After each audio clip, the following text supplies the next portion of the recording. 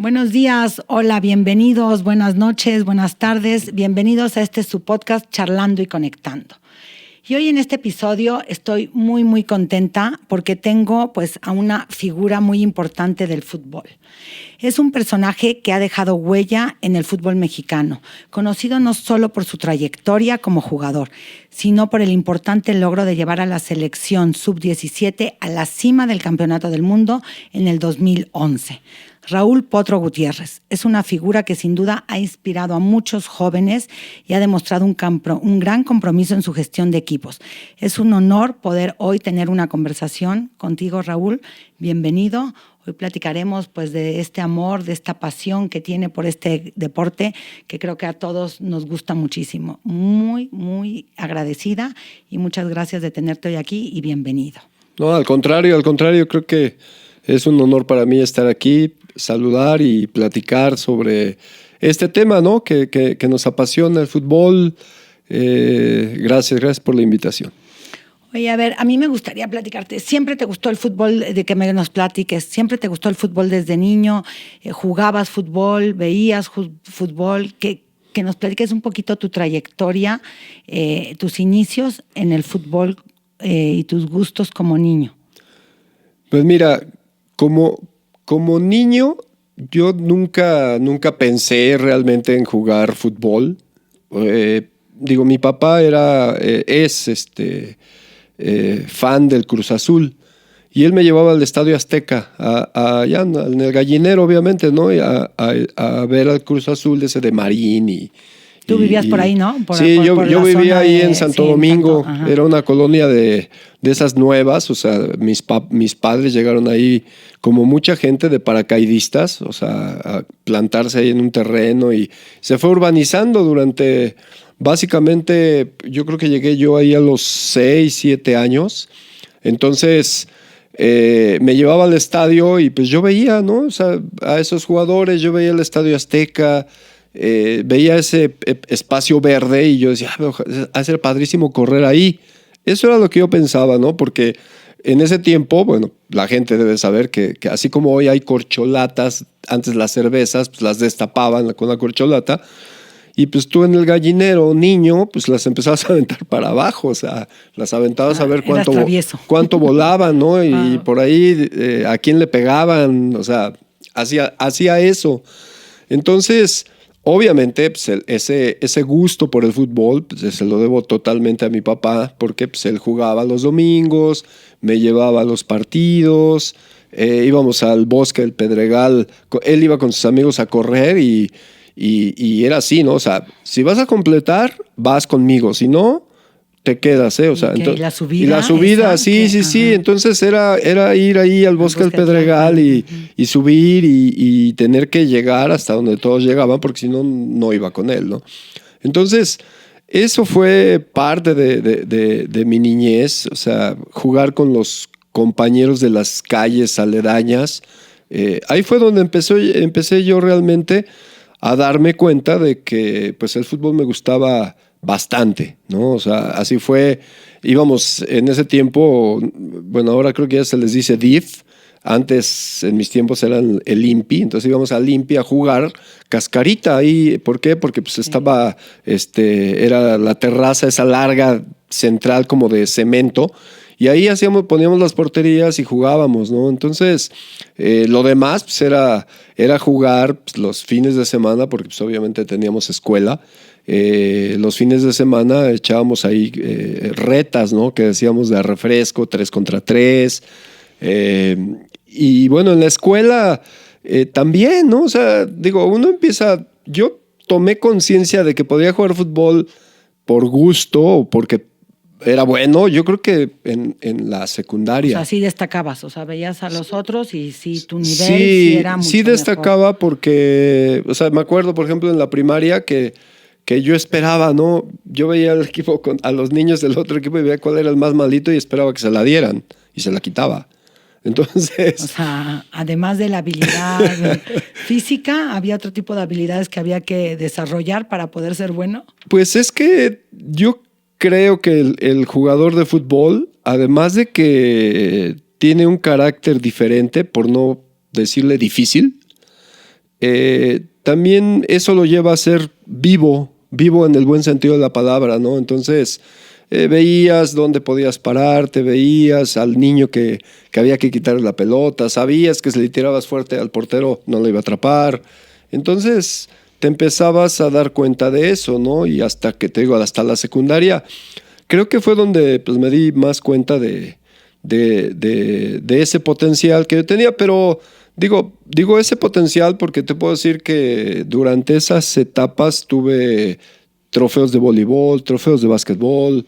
O sea, se te daba, te gustaba el deporte. El deporte era así como que muy natural en todo lo que hacía y era bueno, la verdad, era bueno. ¿Y en qué equipo debutas? Como profesional, sí. Debuto en el Potros Neza. Era un equipo que pertenecía al Atlante y mi entrenador fue Víctor Vucetich. Él fue mi primer entrenador. Entonces, en ese tiempo yo estaba terminando básicamente mi carrera. Yo soy profesor normalista. Entonces, en ese tiempo, fíjate lo que es la vida, ¿no? Víctor Vucetich, que es otro exatlantista, él pensaba que los jugadores mejor preparados académicamente podían tener un mejor desempeño en el fútbol. Y pasó el tiempo, me volví profesional, terminé mi carrera como profesional y hoy te puedo decir que de ese 11 inicial que en algún momento terminamos en Atlante, pues unos son directivos, otros son periodistas, otros están en la tele, otros somos entrenadores. Entonces la teoría de Víctor creo que tenía razón, ¿no? Ahora, tú debutaste a una edad no tan joven. No tan joven. Yo creo que en primera división debuté en el año 89. Y hoy en día los chavos debutan muchísimo más chicos. Sí, hoy se está buscando que si el niño puede debutar a los 16, 17 años, pues sería mucho mejor, ¿no? ¿Cómo ves eso? Mira, yo creo en los modelos de fútbol. Entonces, si nosotros nos empezamos a comparar con países como Brasil, como Argentina, no sé, creo que como España, ahorita que está de moda con lo de Yamín, creo que es una ruta equivocada porque el modelo es diferente. Entonces, para poder acceder a esos resultados, primero tienes que instalar un buen modelo para que te dé esos resultados. Si tú quieres de la nada mandar a un muchachito de 15 años porque tiene talento, porque le ves condiciones a la primera división, vas a hundir a ese chavito. Y eso es lo que ha pasado históricamente con esos jugadores que debutan muy, muy jóvenes. Hay excepciones, no sé, el mismo Andrés Guardado que justo se está retirando de la selección, juega todavía en León, pero son la excepción a la regla. Ahora tú ahorita que mencionabas modelo mexicano, ¿tenemos? Teníamos.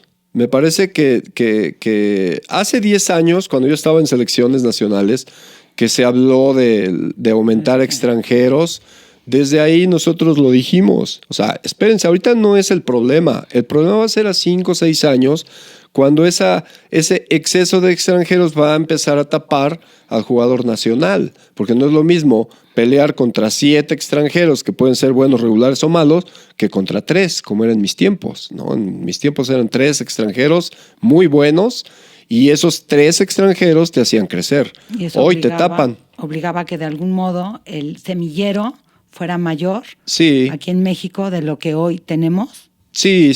Además también, mira, yo en ese sentido creo que las fuerzas básicas, yo era de los convencidos soy de los convencidos que se trabaja bien. El punto acá es que ese entrenador de fuerzas básicas, pues no puede estar pensando en tener otra chamba porque no le alcanza la lana. Entonces, te lleva a un problema distinto porque entonces en lugar de volverse un especialista en lo que hace, que a lo mejor es una categoría de 13 años o 14 años, pues lo deja ahí como una chambita y se va en la tarde a otra chambita. Entonces la preparación para el muchacho pues no es la mejor. Y si eso agregas que a veces los clubes también no le invierten a la metodología, no le invierten a la preparación, a mandar a ese señor, a ese entrenador a Italia, a Alemania o a España, ¿no? Entonces se van juntando los peros y entonces te das cuenta de muchos porqués, ¿no? ¿Por qué no tenemos un jugador de 16, 17 años o más jugadores en la primera división? Ok. Entonces, a ver, voy a regresar a Entonces, llegas a debutar a Potros Neza. Como profesional, sí, en Potros Neza. Okay. Entonces, ese año, del año 88, 89, quedamos campeones. Eso, ese equipo lo venden. Y era buen equipo, ¿no? Sí, era muy buen equipo. Era muy buen compañeros. Equipo. Sí, de los que siguieron esa inercia conmigo, pues estaba César Suárez, estaba Memo Cantú, estaba Rafael Mancilla, estaba Luis Miguel Salvador, Ernesto Pérez, Mario García, ¿quién más de los que todavía están por ahí vigentes? Bueno, ahorita no me acuerdo. ¿Venden ese equipo? Venden ese equipo a Veracruz y la mitad de ese equipo, Carlos Barra, que ahorita es auxiliar de Vucetich, precisamente, venden ese equipo a Veracruz. La mitad de los jugadores se va con esa plantilla, con ese club a Veracruz, y la mitad nos quedamos en el Atlante como novatos, pero en la primera división. Después ese año deciden llevarse ese equipo a Querétaro. El equipo le va súper mal, pues tú como novato. Yo jugué 13 partidos en ese torneo. En esa temporada. Y pues, para un novato hubiera sido fantástico, ¿no? O sea, 13 partidos en primera división. Pero pues, no, mis demás compañeros, que eran los de experiencia, no lo vieron igual y al final el equipo desciende. Entonces, ese mismo año, Vucetich, Víctor, agarra el equipo León, que acaba de ascender a primera división. Y pues obviamente yo era un jugador muy considerado por él y fui a pedirle la oportunidad de estar. Y me dijo, sí, dice, usted sabe que no tengo lío. Dice, pero pues no lo van a dejar salir del Atlante. Y dicho y hecho, ¿no? Entonces me obligaron a quedarme otro año más en el descenso. Y ahí viene, te digo, al final uno lo ve desde una perspectiva y yo te diré que me tardé medio año en aceptar que estaba yo ahí en media temporada. Hasta que me agarró el auxiliar que era de Víctor Vucetich, que se llama Gilberto Guzmán, el Cali Guzmán, no el de Cruz Azul, sino otro Cali. Pues me agarró y me dijo, oye, pues ¿no te has puesto a pensar que si no trabajas de manera diferente puedes quedarte aquí por mucho tiempo? Y así como que ¡poing! ¿No? Gran lección a lo mejor, sí, ¿no? Y eso... Sí, y ahí es donde otra vez empiezas. Porque él me decía, porque yo le decía, pues si llevo todos los partidos jugados. Dice, no, llevas todos los partidos, los 18 cancha. Partidos alineados, nada más me dijo. Claro. Y yo, bueno, entonces ese fue un cambio importante. Empiezas de nuevo a aceptar, ¿no? Que es algo de lo que aprendes, ¿no? La situación de aceptar las situaciones para poderlas cambiar. Y así lo hicimos, ¿no? Entonces ese equipo termina siendo campeón. Ascienden, ¿no? Ahí vuelven otra vez. Ascendemos de nuevo a primera división y a partir de ahí pues ya me convierto en jugador de primera división. Ahora, me encantó la lección que nos dejaste ahí, o sea, que no basta nada más ir por la vida, sino tenemos que esforzarnos realmente y cambiar tu actitud. Y cambiando tu actitud, tú lograste cambiar no nada más la tuya, sino un equipo que logró ascender esa temporada. Sí, digo, de esas cosas que ya trata siempre de compartir es eso, ¿no? Que lo primero que tiene que aceptar uno, y esto digo, yo creo que es histórico para los que nos hemos dedicado en algún punto a dar clases, es primero aceptar la situación, analizar lo que pasa y encontrar soluciones, ¿no? Entonces, si ya no puedes hacer nada, lo peor que puedes hacer es quedarte quieto. Hay que moverse. Como esta lección, ¿qué otra lección grande nos podrías compartir como jugador o como entrenador a los jóvenes o a la gente que nos está escuchando? Una lección de vida que te haya dado el fútbol que hoy la sigas aplicando en tu vida. Pues mira, hoy la palabra que está de moda se llama resiliencia, ¿no? En nuestros tiempos está mezclado el carácter y el temperamento, ¿no? Entonces el carácter se te va formando, ¿no?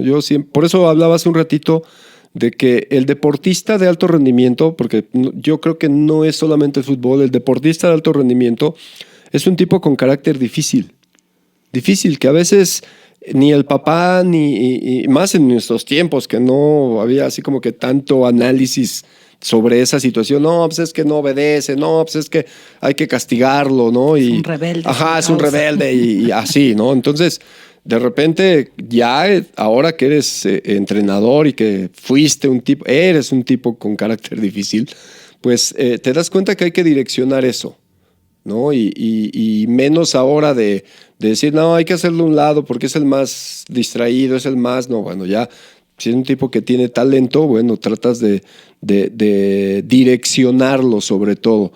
Pero perdón, me fui un poco por la orilla. Yo creo que de las cosas que el deporte te va dejando siempre tiene que ver con la consistencia. La consistencia tiene que ver con el proceso, ¿no? O sea, si tú quieres lograr un objetivo, pues sí, ese objetivo está ahí. Acá el punto es que se te pueden cerrar muchas puertas, pero el objetivo no lo cambies. Lo que cambia tiene que ser la ruta. Entonces, esa ruta es la que se va a encargar de llegar, de ayudarte a crecer hacia ese objetivo. Pero la segunda parte, o sea, es la compleja, porque puedes lograr ese objetivo, pero ¿qué tal si no? ¿No? Yo esto se lo digo mucho a los jugadores, sobre todo a los profesionales jóvenes, no sé, sub-23, sub-20, porque le digo, bueno, ¿desde cuánto tiempo tienen ustedes invirtiéndole al fútbol? Desde que tenían 8 años, ¿no? 9 años, o sea, no, digo, sus papás los llevan a la escuelita, bla, bla, bla. Digo, y resulta que no puedes llegar a ser jugador de fútbol. ¿Cuál es tu plan B? Y todos se quedan viendo así, ¿no? Pues, digo, hay plan B. Sí, claro. O sea, en nuestros tiempos era bien complicado estudiar y jugar. Hoy es en línea, haces maestrías, haces universidad, haces prepa. Entonces, aprovechen. Si ya te chutaste 12 años jugando fútbol, ¿por qué no vas a la universidad y pides una beca? No, bueno, a ver, fútbol. Así tal cual lo cuentas y lo voy a contar aquí. A mi hijo así le pasó. Ajá. Mi hijo, el más chico, igual, muy brillante para jugar fútbol, jugó muchísimos años, pero su plan B fue estudiar.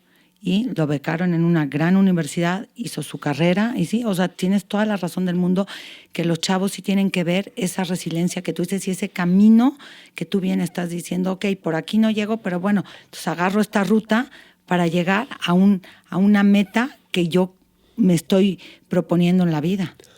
Y también que tienen que marcar un tiempo, ¿ves? O sea, yo te puedo decir que en el año 87, yo estaba por cumplir 22 años, y ahí fue mi fecha límite. Yo dije, si este semestre no veo nada en el fútbol, porque no es como ahora, ¿eh? Antes yo iba en vacaciones a probarme a los equipos.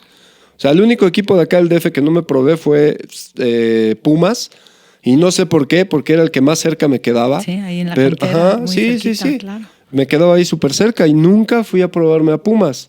Entonces me probé en el América, en el Necaxa, o sea, fui a algunos equipos que por ahí me invitaban de tercera división. Pero acá la cosa es que el muchacho que decide buscar ese camino también tiene que ponerse un límite y decir, si aquí no veo claro, hay que darle para el otro lado. Yo hoy soy un convencido que sería maestro de historia en alguna universidad, historia de México, porque me gusta mucho la historia de México. Y bueno, entonces hice mi examen ese verano para la normal superior, ¿no? Okay. Para darle a ciencias sociales. Y lo pasé, pero... Estaba la opción B lista. Ajá, pero justo entro a la reserva profesional de Atlante.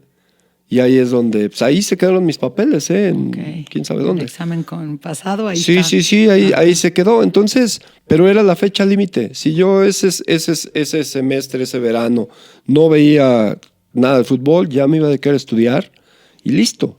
Entonces, creo que es muy importante establecer fechas límite para cosas, porque sí, tú puedes querer ser cantante, ¿no? Pero no, pues no tienes el talento. Pero exactamente, puedes, a lo mejor tú crees que tienes el talento, pero a lo mejor hay 10 que tienen más talento que tú.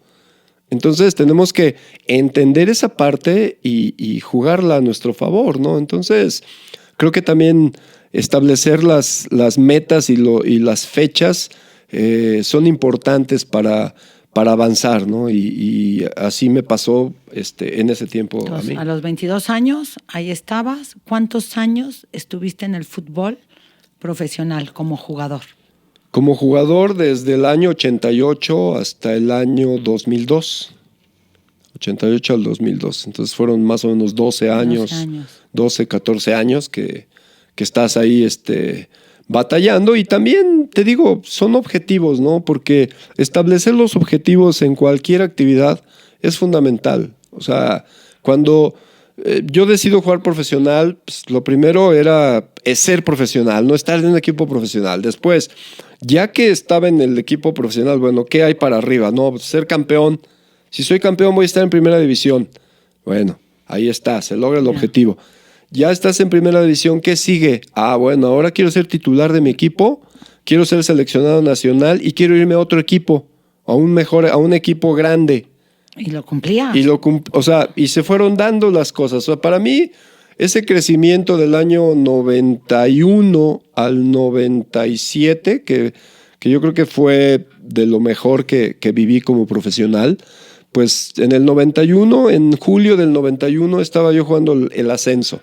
Okay. Y en diciembre del 91 estaba yo con la selección nacional, en primera división. Okay.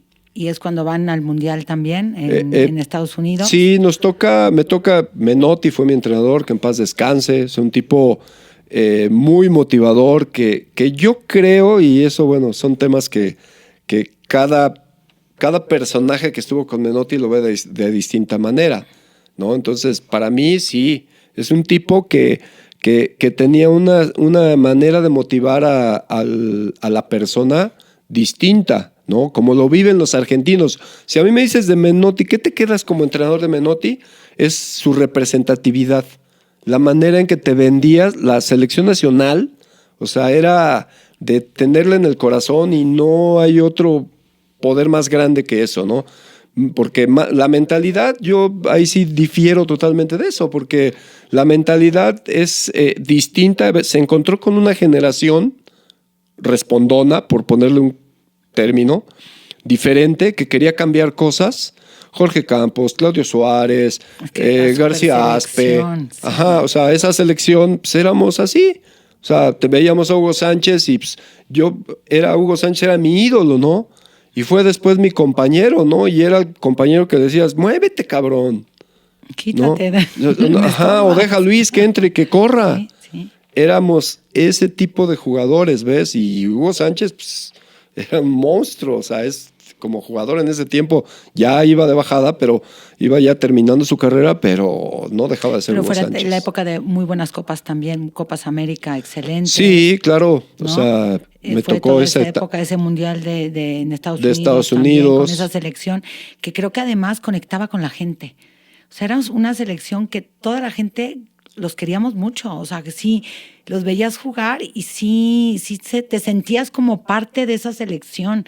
Que creo que eso también, hoy, yo, y voy a hablar yo en particular, no lo vivo, no lo siento como lo vibraba en ese momento con esa selección. Es que el fútbol ha evolucionado. Ha evolucionado desde muchos aspectos, desde lo que ahora puedes ver de fútbol, porque justo acabas de decir hace un ratito, ¿no? Comentabas, no, pues es que yo me paraba a las 7 de la mañana a ver el fútbol de Italia, ¿no? Hoy prendes la tele y tienes fútbol de Timbuktu, ¿no? O sea, ves el fútbol árabe, que es malísimo, pero bueno, ahí está Cristiano, ¿no? Sí. Entonces hay gente que le gusta ver a Cristiano, pero hoy creo que todo eso ha evolucionado bien el fútbol, en la difusión que tiene, en los sueldos que hay. Pero pues todo ese cambio ha traído la falta de ídolos en los equipos, porque ya el fútbol se mueve tan rápido que ya no hay jugadores que pasen más de 2, 3, 4 años en un equipo que le den representación. Entonces hoy, pues tú de Chivas, por ejemplo, dime quién. O sea, imagínate, creo que de los que más está sonando, Pollo Briseño, que es mi hijo de la selección sub-17, sí, es el que está ahí. ¿Y de Chivas quién? Y hoy se habla y te dicen, es un jugador con mucha personalidad. Ajá, sí, pero él era de Atlas. Sí. No, o sea, de América, dime quién. ¿Quién es el último jugador representativo de América? Estoy hablando de los clubes importantes, sí, fuertes, pero claro, vete con Pumas y también dime quién. Ahorita, o sea, ya y entonces por eso yo no conecto a lo mejor con mi selección nacional, porque la gente que está a lo mejor solamente por una muy pequeña temporada y no hay una trayectoria en la que yo pueda conectar desde las eliminatorias y entonces los voy siguiendo hasta que lleguen al Mundial. Exactamente, o sea, desde el club ya no los ves bien. O sea, aquí en México, digo, en todo el mundo, o casi en todo el mundo, hay un jugador que tiene que ver con la evolución del fútbol, aclaro, que hay un jugador que tiene 2 buenos partidos y ya lo quieren en la selección nacional. O sea, no, hay jugadores que llevan mucho tiempo ahorita en selección nacional, que ya estuvieron en el Mundial y lo siguen convocando. O sea, entonces ese tipo de cosas van, que son buenas para el fútbol y para el futbolista, porque cambias de equipo, cobras más, tienes más difusión. Sí, que se vale, claro. Pero para el fútbol en sí no es tan bueno. Para el deporte en sí no es tan bueno, y sobre todo por todos los aspectos. Por ejemplo, mencionábamos el de los extranjeros, ¿no? Después sacan el ascenso, descenso, que la gente dice, no, pero es que en no sé qué equipo no hay descenso. Bueno, pero es allá, volvemos a apertura, clausura, descenso, o sea, ascenso. Ajá, torneos cortos, ¿no? O sea, sí. Entonces se vuelve, te digo, una bola de nieve de cosas que no nos permiten acceder a ser más competitivos, esa es la verdad. Ahora, a ver, todos estos comentarios son ya con tu ojo de entrenador, o si tu ojo de jugador de algún momento, o crees que ya esa formación que te dio el ser entrenador, ves el fútbol desde otro ángulo, desde otra mirada distinta a como la hubieras visto en su momento como jugador. No cambia, o sea, totalmente. Si para algo sirve el curso de entrenador, o sea, digo, más allá de todo lo que implica, es para aterrizar todo lo que veías como jugador, ¿no? O sea, desde la parte física, ¿por qué hacías esto? ¿Por qué hacías aquello? La parte táctica, que es a veces hay entrenadores que la tenemos más, menos desarrollada, creo que esa es como que con la que vas creciendo como paulatinamente, como naturalmente, ¿no?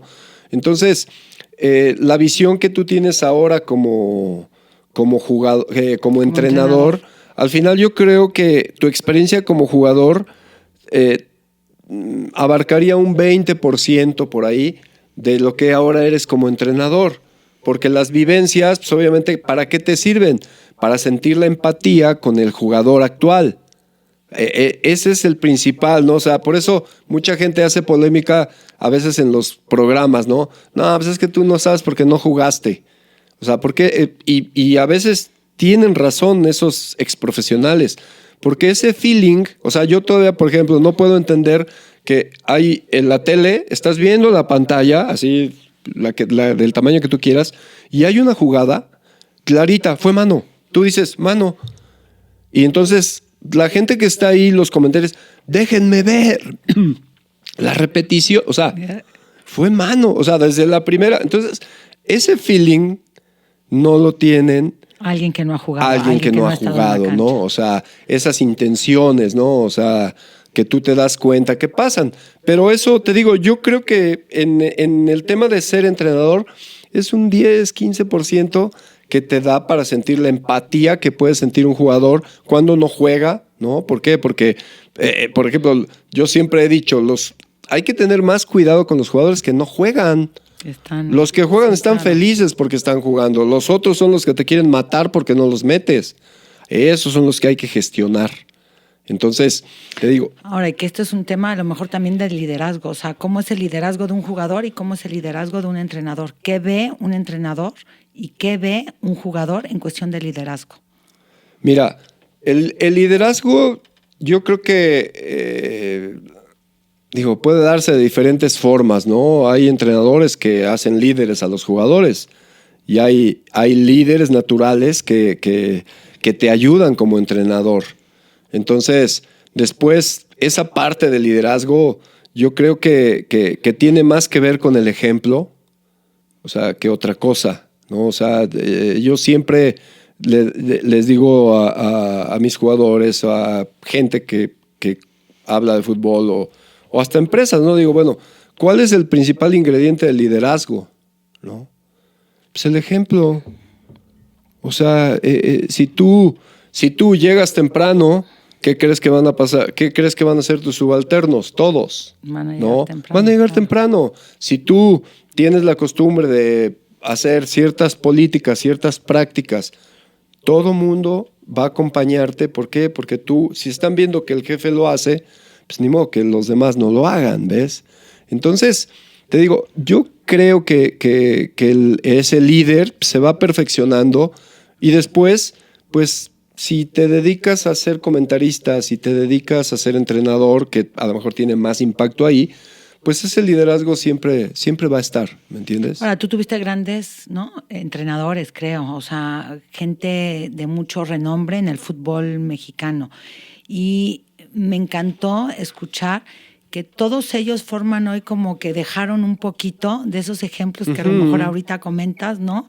En ti. O sea, un Loven Hacker que estuvo contigo a lo mejor por corto tiempo en el América, pero dejó algo en ti, ¿no? Menotti, algo en ti, Carlos Reynoso, o sea, como que distintos personajes que fueron tus entrenadores y dejaron pues situaciones a hoy como es Raúl. ¿Tú qué crees como entrenador que aportes a tus chavos que entrenas normalmente en un periodo de tiempo? ¿Qué les deja Raúl a esa gente que entrena? Pues mira, es bien sencillo, ¿no? Y esto tiene que ver con uno de mis entrenadores, que es el doctor Miguel Mejía Barón. Él, cuando fue nuestro entrenador en selecciones, él hablaba de hábitos, de costumbres, decía de costumbres. Dice, entonces, muchachos, si nosotros logramos tener mejores costumbres en la cancha, vamos a ser un mejor equipo. Y son costumbres defensivas, costumbres ofensivas, no sé, o sea, por ejemplo, ¿no? Cuando defiendes, que eso es algo ya un concepto que yo lo establecí, ¿no? O sea, cuando defiendes, tu primer defensa son los delanteros. Esos son tus primeros defensas son ellos. Y cuando atacas, tu primer atacante es el portero. Ese es el primero, ese es el que va. Después vas estableciendo pautas para que eso se vaya dando, ¿no? O sea, obviamente. Pero yo creo que como la vida, o sea, eso ya después yo ya lo fui traduciendo a los proyectos y a los procesos que me han pasado. Yo, como entrenador, hay pocos que lo dicen, pero yo digo, si yo en un año no meto un equipo a una final, híjole, tengo que dedicarme a otra cosa. Eso es lo que yo digo, porque mi proceso se ha ido dando así, equipos universitarios, equipos... Con ADEIP con ADEIP, Conde, fuimos campeones, fui entrenador universitario en una universidad mundial. Entonces, todos esos procesos a mí me dan la resultante de que si trabajas en un año, o sea, puedes acceder a jugar una final. Por eso me atrevo a decir eso. Entonces, pero ¿cómo se construye eso? A base de buenos hábitos. Buenos hábitos, como en la vida, ¿no? O sea, al final yo creo que todos si hay algo que puede reflejarnos cómo puede ser la vida, pues es el deporte, ¿no? O sea, si tú te cuidas, si comes bien, si entrenas bien, si direccionas bien tu carrera, pues probablemente vas a tener más chance de competir al nivel que tú quieras competir, ¿no? Que si no lo haces, que si quieres jugar bien el domingo, pero pues el sábado te desvelas, pues es muy complicado, ¿no? Entonces, te digo, creo que el tema que siempre trato de hacer hincapié en los equipos, y también depende de la edad, ¿no? O sea, pero al final el trabajo del fútbol, eso es lo que importa. Y yo trato de convencer a los jugadores, así ganen millones de dólares, de que pueden ser mejores jugadores, ¿no? O sea, estuve en Cruz Azul, tenemos un muchacho que se apellida Estrada, Y yo lo primero que le dije cuando regresó del Mundial, digo, es que a él querían venderlo, entre comillas, al final ni lo vendieron, pero yo decía, mira, ya jugaste un Mundial, tienes que ser mejor jugador de lo que fuiste el semestre pasado. No te puedes conformar nada más con eso. Entonces, ese tipo de gestión tiene que ver con las costumbres. O sea, los jugadores, como todo mundo en la vida, adoptan costumbres de juego. Si tú logras cambiar esas costumbres, primero convenciendo a cada jugador y después en base a un sistema, ¿no? O sea, que todos jueguen para el sistema, es donde se ven los grandes equipos. Ok, entonces hablamos ya de costumbres, de hábitos, de algún modo, ¿no? En el fútbol lo importante que serían, ¿qué valores podrían ser 3, 4 valores trascendentes para un futbolista, para un entrenador? Pues mira, yo creo que dentro de los valores son los que hacen fuertes las empresas y hacen fuertes a los individuos, ¿no? Porque a lo mejor para mí el valor de la consistencia no es el mismo que el tuyo, ¿ves? O sea, pero sin embargo es un valor que puede ser agregado a cualquier persona, porque conozco muchas personas de mi familia y me voy a ese círculo cercano porque puedo juzgar, ¿no? O sea, aunque sea seguro que no les gusta, la lealtad, ¿no? Yo pensando, por ejemplo, en la lealtad creo que es un valor como yo a mi equipo, yo a mi compañero, yo a mi entrenador. Sí, pero por ejemplo, en el fútbol te podría dar así muy sencillo, así como ahorita dijiste lealtad, pero está el de la puntualidad. Okay. Porque aunque no lo creas, o sea, esos que te llegan barriendo a los lugares y eso y demás, o sea, pero es un valor que siempre trato, porque siempre les digo, muchachos, a ver, ustedes van a un trabajo, quieren buscar un trabajo, ¿no? Y tienen una cita de trabajo y llegan tarde, nadie los toma en serio, o sea, nadie toma en serio a esas personas, digo, entonces, acá... O sea, no es a las 8, digo, porque si tú llegas 8:01, digo, es lo mismo que en la cancha. Llegaste tarde a meter gol o no llegaste si eres defensa. Hay que ser puntuales en la vida, ¿no? El otro es el compromiso. El compromiso, primero, con uno mismo, con lo que hace, con lo que dice uno que va a hacer, ¿no? Porque pues ya es eso de imaginemos cosas chingonas, o sea, las ideas sin acciones se vuelven alucinaciones. Entonces, esa es otra parte importante.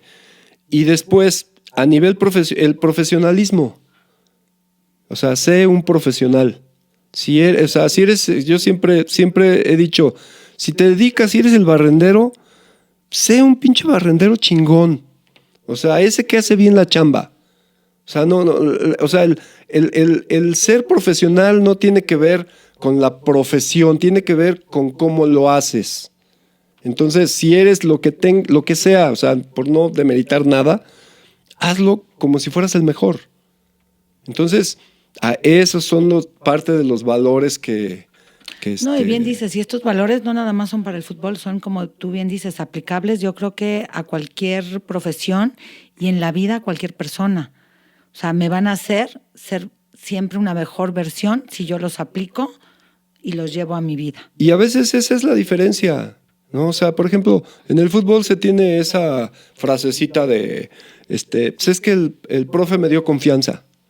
Entonces yo digo, a ver, espérense, imagínense ustedes, muchachos, ustedes son el entrenador y tienen 2 delanteros. Un delantero le tiran haciendo el mismo ejercicio, un delantero le tiran el centro y pum, le pega para allá, el otro para la esquina, el otro para arriba de la portería y el otro, pum, poste, el otro, pum, al ángulo, pum, la tapó el portero y se le metió, pum, le pegó al ángulo. ¿A quién meten? Pues al que lo está haciendo bien. O sea, entonces, ¿quién le da confianza a quién? O sea, ustedes son los que nos dan confianza. ¿Por qué? Porque los vemos entrenar. Y eso puede ser la diferencia, ¿no? La otra, y esto es bien importante, se me debe decirte de esos valores, la actitud. La actitud es el 70% de que puedas estar o no estar. Siempre digo, a ver, yo necesito, cuando un entrenador les diga, quiero que juegues de portero, no hagan cara, güey. O sea, no digan no. O sea, a lo mejor ese entrenador te vio en una cascarita que estábamos jugando, esas que se hacen informales, y vio que te rifaste de portero. Entonces, en una situación de necesidad, te dice, bueno, éntrale tú de portero. Entonces tú, no. Pues, ya, digo, en el momento en que le dices que no a un entrenador, digo, ya tienes un punto menos. Digo, porque el entrenador sabe por qué te quiere poner ahí. Digo, entonces, tu actitud tiene que ser totalmente distinta. Entonces, siempre, a ver, todos tenemos problemas en la casa, vivimos que si la esposa, que si el hijo, que si la exesposa, que si lo que sea. Pura mujer, digo, que si el exesposo, que si el esposo. Digo, muchachos, cuando entren en esa raya verde, digo, dejen todo afuera. Se llama estabilidad emocional. Cuando entren ahí, no puedes hacer nada por tu hijo enfermo, ni por tu divorcio, ni por tu ex, ni por nadie. Digo, entonces, es entrenamiento mental. Digo, pero ustedes que se dedican a esto no se pueden permitir altibajos, porque hay otro que está queriendo jugar. O sea, entonces defiendan su lugar. A ver, y esa actitud que ahorita estabas comentando y que la dijiste con tal así, esa actitud es la que hace la diferencia para llevar a un equipo a ser campeón del mundo como tú lo lograste con esa selección sub-17. Sí, porque esa selección cuando se integró, o sea, de entrada, o sea, a mí me dijeron, si andas bien, a lo mejor diriges esa selección que va a jugar en el 2011. Yo llegué ahí en selecciones en el 2009. Y cuando me dijeron, no, y es que la sub-15, yo, ¿por qué yo la 15? Yo quiero la 17. Pero es que la 17 ya tiene entrenador. ¿Quién es el entrenador? Fulano de tal. ¿Ese? ¿Cómo? O sea, ¿en dónde dirigió? ¿Qué hizo? ¿Qué no sé? ¿Ya ves?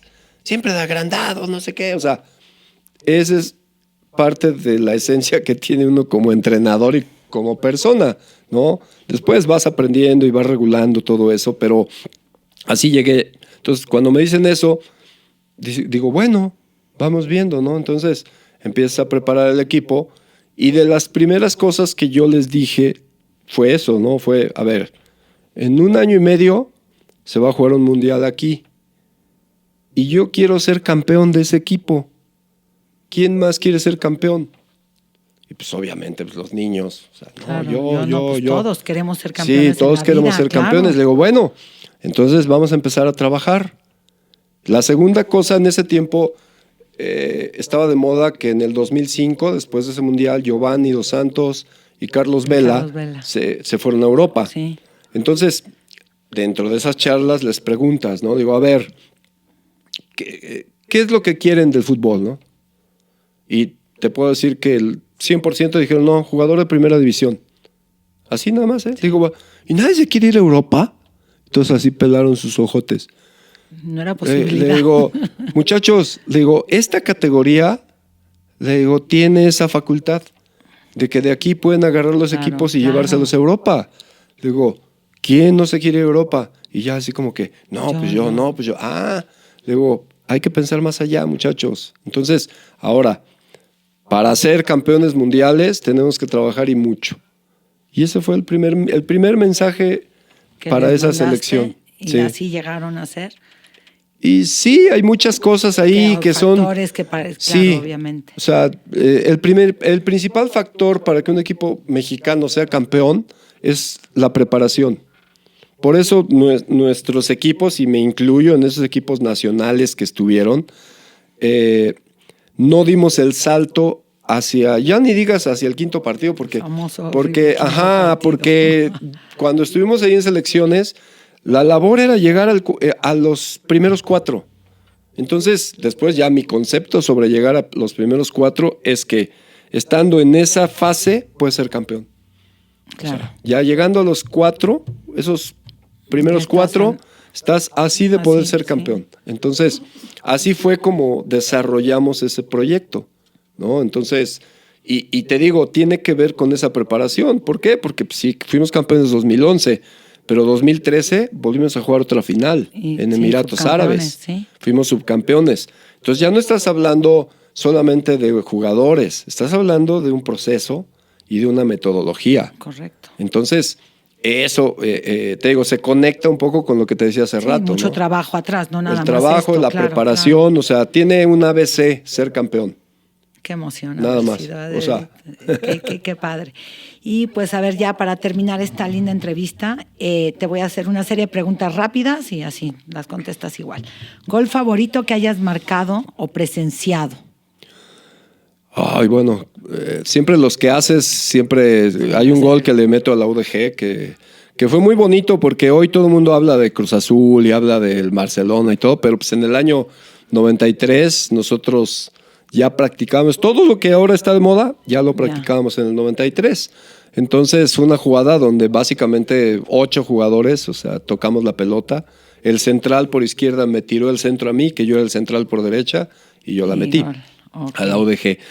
Gol más bonito que me haya presenciado, el de Negrete en el Mundial 86. Claro. Ese para mí es el mejor gol del mundo mundial. Sí, correctísimo. ¿Tu equipo de fútbol favorito de toda la vida? Pues mira, podría yo decir que América, porque pues, de chavito le iba a la América, le fui a Cruz Azul un tiempo. Y después, pues me quedo con los equipos en los que jugué, siempre los apoyo. Atlante, América y medio año que estuve en León. Cuenta, y el León sí, cuenta también. Okay. ¿Lugar favorito para vacacionar? Ay, generalmente la playa. Puerto Vallarta me gusta mucho. Una playita, rico. ¿Comida que no puede faltar en tu vida? Los frijoles. Ok, qué rico. Frijoles negros con epazote. Ándale, hechos por mi mamá alguna vez. ¿Película o serie favorita? Ay, película, serie favorita, hay un montón, pero yo creo que me quedaría con Doctor House. Ok, muy buena. ¿Jugador que más admires, pasado o presente? Cuando era jugador, admiraba mucho a Franco Baresi, un jugador italiano, un defensa central que, digo, casualmente coincidimos en el Mundial del 94. Ok, perfectísimo. ¿Un ritual o costumbre antes de los partidos? Siempre procuraba pisar con la pierna derecha al entrar a la cancha. Siempre con la pierna derecha. ¿Y si te fijabas? O sea, sí. O sea, y hasta calculabas para entrar con la pierna derecha. ¿Qué prefieres ganar? ¿1-0 con mucha estrategia o 5-4 en un partido lleno de emociones? Ay, es que los dos son muy buenos. O sea, me ha tocado ese tipo de partidos. Pero yo me quedaría con el 1-0, con una buena estrategia. Ok. ¿Cuál ha sido el estadio más impresionante donde hayas dirigido un partido? El Azteca. El Azteca. Sí, el Azteca. O sea, desde niño. Esa imagen me encantó cuando ahorita al principio decías ver ese prado verde y lo pisaste, jugaste y dirigiste. Sí, siempre pensé que esa era como que mi casa. Yo creo que por el tema de cuando era chavito, que me llevaban ahí. Entonces después, pues, digo, cuando íbamos ahí con Atlanta a jugar era... ¡Wow! Y ya después en la América, pues, ¿qué te digo? No, y sigue siendo, o sea, vas a la Azteca y sí es... Y esa final yo creo que marcó algo importante porque pues, ese día abrieron el estadio, porque nada más se iba a abrir nada más la parte de abajo y al final terminó lleno. O sea, ese día te puedo garantizar que no perdíamos ese partido. Había demasiada energía a favor del equipo. Pues yo creo que con ese comentario final nos quedamos, con ese Azteca y con esa energía y con esa final. Y pues muchísimas gracias por haber estado hoy aquí con nosotros en Charlando y Conectando, un episodio más lleno de fútbol y de experiencias y cosas muy lindas por haber compartido aquí con nosotros. Muchísimas gracias, Raúl. Encantado de la vida. Gracias a ustedes.